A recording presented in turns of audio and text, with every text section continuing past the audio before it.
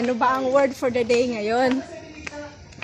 Word for the day, yung Holy Family. Yung sa misa ngayon, yung pagiging banal. Hindi, kaya sinabi daw na banal, dahil sila, yung pamilya, ng Holy Family nga. Yan. Si Saint Joseph, unang sumunod, naging sumunod sa kagustuhan ng Diyos. Gaya ni Mama Mary, sumunod din siya sa kagustuhan na cooperate sa salvation plan. At ganun din, ang ating Panginoong Jesus sumunod sa Ama na maging tao para maganap din ang kanyang part sa pag-save sa atin ng mga makasalanan. So, sa mga reading about family, yung tungkol sa mga anak, sa pagpapalaki ng magulang sa anak, sa obligasyon ng asawang lalaki sa babae at sa kanyang anak, at obligasyon at din ng asawang babae sa kanyang asawa. Yeah. So, summarize ko, yung Holy Family na sinasabi natin, ang pamilya ng Panginoong Jesus, Maria, at Jose. Yeah. Mama Mary, Saint Joseph, and our Lord Jesus Christ, ang pinaka-example ng pamilyang Kristiyano. Sumusunod sa utos ng Diyos, sumusunod sa kanilang mga part, ganon. So, ang bawat miyembro ng pamilya may kanya-kanyang obligasyon, may kanya-kanyang karapatan, may kanya-kanyang duties and responsibilities. And gaya din sa pamilyang Pilipino, parang ganun din ang in-observe natin.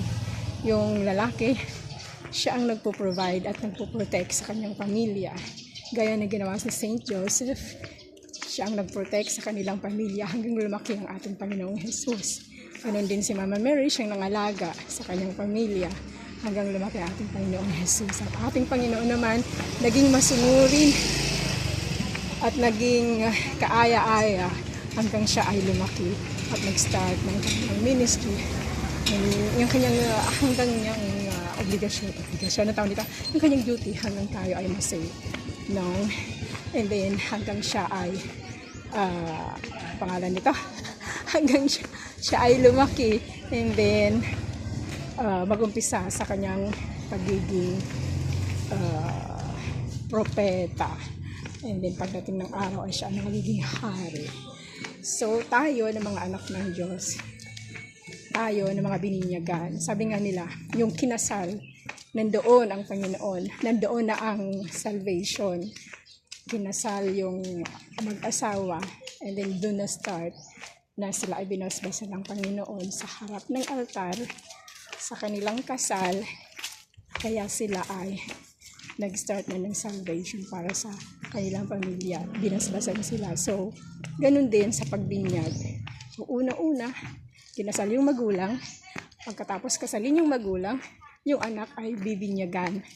And then, hindi natatapos sa binyag lamang, kundi ang obligasyon ng magulang ay palakihin ang kanilang anak na isang mabuting Kristiyano na kagaya nila.